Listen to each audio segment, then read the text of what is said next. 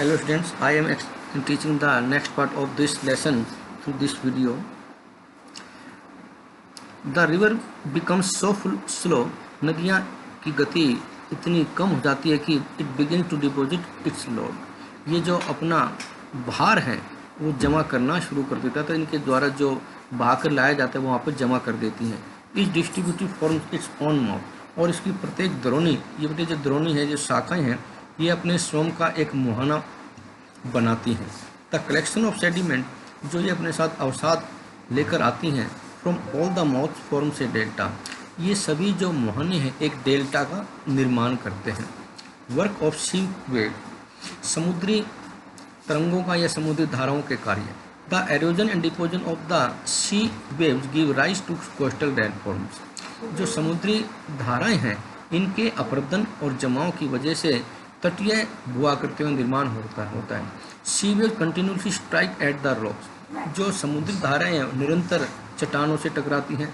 Cracks develop, और इनमें दरार आ जाती हैं. ओवर टाइम, समय से साथ साथ दे बिकम लार्जर, ये जो दरारें हैं बड़ी होती जाती हैं और चौड़ी होती जाती हैं.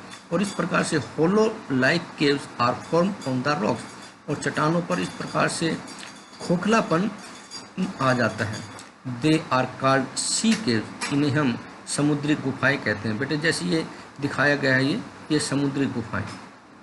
एज दिस कैविटीज बिकम, और जैसे जैसे खाली जगह बड़ी होती जाती हैं और बड़ी होती जाती है, only the roof of the caves remain, गुफाओं की केवल छत ही बच जाती है.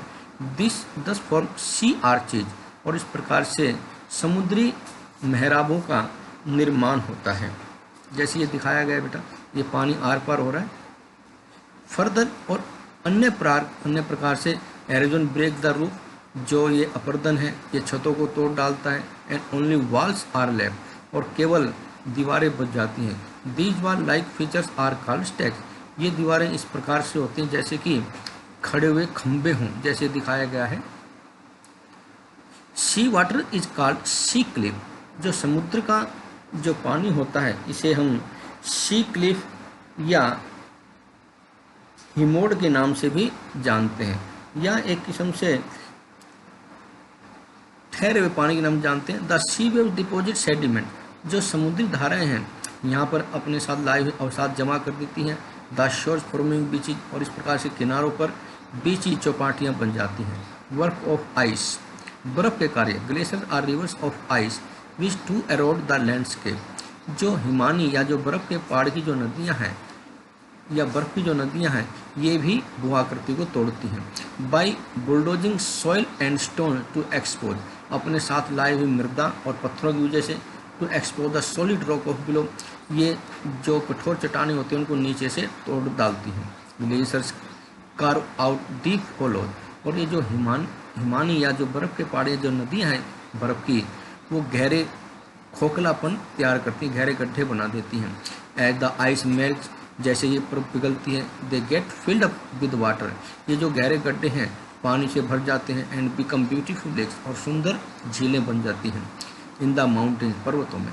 The material carried by the glaciers, इन बर्फ की नदियों के द्वारा अपने साथ जो पदार्थ बहाकर लाए जाते हैं, such as rocks big and small, जैसे कि छोटी बड़ी चट्टानें.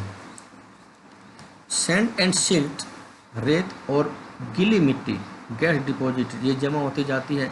This deposits form glacier moraines, इन जमाओं की वजह से ग्लेशियर मोरेन्स अगर ग्लेशियर द्वारा लाए हुए मलबा के रूप में तैयार हो जाती हैं. वर्क ऑफ विंड, पवन के कार्य या वायु के कार्य. Have you ever visited a desert, क्या तुमने कभी मरुस्थल की यात्रा की है.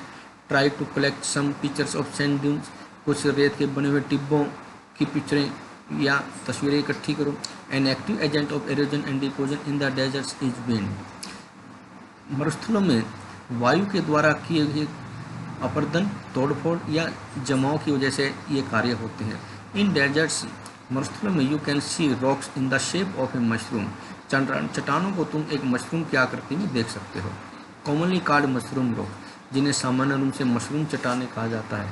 Wind arrowed the lower section of the rock more than the upper part, जो हवाएं होती हैं, जो वायु होती है चट्टानों के ऊपरी हिस्से की अपेक्षा नीचे के हिस्से को ज़्यादा काटती है। इसलिए सच रॉक्स हैव नैरोर बेस। इन चट्टानों के जो आधार हैं वो बहुत छोटे रह जाते हैं, तीखे रह जाते हैं, पतले रह जाते हैं। एंड वाइड टॉप, और जो ऊंचे जो ऊपर के स्थान हैं, ऊपर के जो हिस्से हैं वो चौड़े रह जाते हैं। व्हेन द विंड ब्लो, जब हवाएं चलती हैं, it lifts and transport sand, ये अपने साथ जो रेत लेकर चलती हैं। वन प्लेस टू अनदर, एक स्थान से दूसरे स्थान पर। व्हेन इट स्टॉप्स ब्लोइंग, जब ये बहना या चलना बंद कर देती हैं, द सैंड फॉल्स, रेत के नीचे गिर जाता है। एंड गेट्स डिपॉजिट इन लो हिल, और छोटी छोटी पहाड़ियों के रूप में जमा हो जाता है। लाइक स्ट्रक्चर, जिन्हें हम संरचनाएं कहते हैं।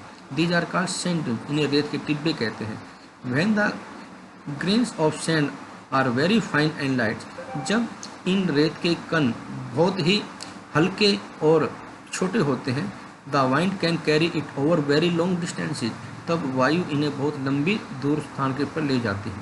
When such sand is deposit in large area, जब ये रेत बड़े बड़े क्षेत्रों में जमा हो जाते हैं, इट इज़ कॉल्ड लोइस, इन्हें लोइस कहा जाता है। Large deposit loess is found in China, बड़ी प्रकार से बड़े आकार में जमा किए गए या जमा हुए जो लोइस हैं चाइना में पाए जाते हैं।